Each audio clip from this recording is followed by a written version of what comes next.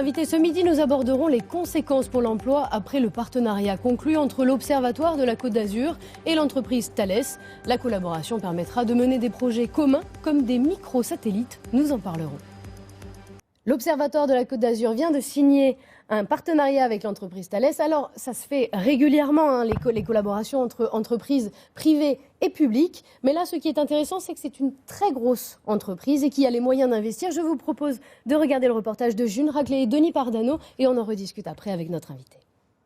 4 signatures et le LabCom est né. LabCom pour laboratoire commun entre 4 partenaires, l'Observatoire de la Côte d'Azur, Thales Alenia Space, l'Université de Nice Sophia Antipolis et le CNRS. C'est des laboratoires sans mur. L'intérêt, c'est en revanche de réunir des moyens communs.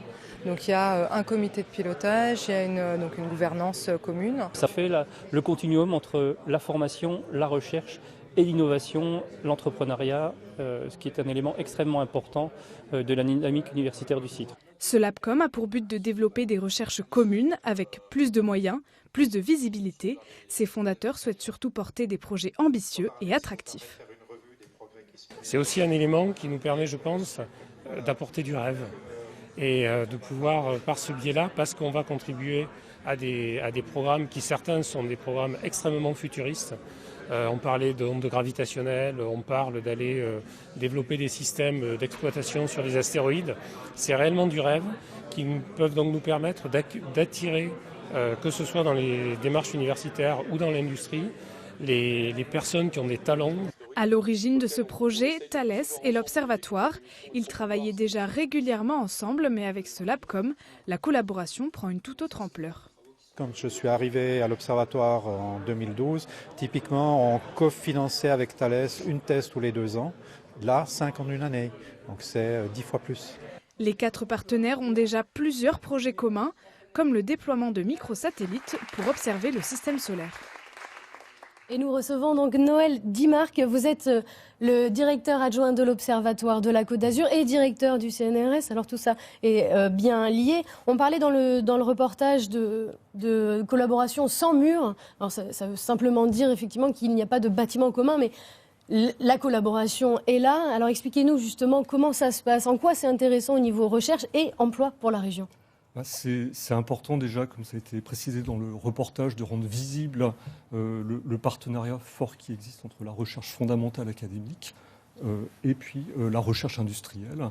Et donc ça, c'est vraiment un vecteur d'attractivité très fort pour les jeunes en particulier, qui vont venir étudier à l'université sans trop savoir s'ils veulent faire de la technologie ou de la recherche fondamentale. Et ils vont se rendre compte qu'en fait, on a besoin des deux pour aller toujours plus loin, pour repousser la limite des savoirs et puis aussi faire avancer la technologie. Comment se passent ces partenariats? C'est sur du long terme? C'est au niveau financier, technologie? Alors c'est très important que ce soit sur le long terme parce que la plupart des projets, en particulier dans le cadre de ce laboratoire commun, sont des projets spatiaux. Et entre le moment où il y a la première idée et le moment où la sonde ou le satellite est lancé en orbite, c'est des fois 20 à 30 ans.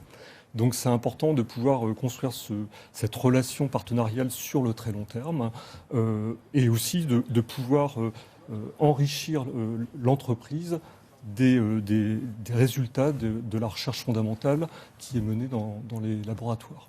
Donc concrètement, on n'a pas de chiffres sur l'emploi, mais ça en induit forcément. Forcément, parce que la plupart des jeunes ingénieurs ou doctorants qui sont formés à l'université vont trouver des postes en entreprise. Inversement, en termes de formation, c'est important parce que l'entreprise va pouvoir contribuer à la formation sur des aspects technologiques à l'université. Et là, c'est cette réciprocité, ce partenariat qui permet vraiment de permettre tout ça. Et alors, pour essayer de comprendre un petit peu concrètement ces projets, sur quoi ça se base? Quels sont ces projets communs? Alors, dans le cadre de ce laboratoire commun, comme je l'ai dit, c'est essentiellement des projets spatiaux. Oui. Alors, pour vraiment essayer d'observer des objets ou des signaux qu'on ne peut pas observer depuis le sol, donc c'est soit des observatoires géants qu'on ne peut pas construire au sol, soit des constellations de satellites, des satellites qui volent en formation pour détecter des signaux, par exemple d'ondes gravitationnelles, qui sont aujourd'hui qu'on peut commencer à observer au sol, à détecter au sol, mais vraiment dans des domaines de fréquences qui sont inaccessibles depuis le sol. Merci, je vous remercie. Donc je rappelle que vous êtes donc directeur adjoint de l'Observatoire de la Côte d'Azur et directeur du CNRS. De recherche du CNRS. Merci à vous.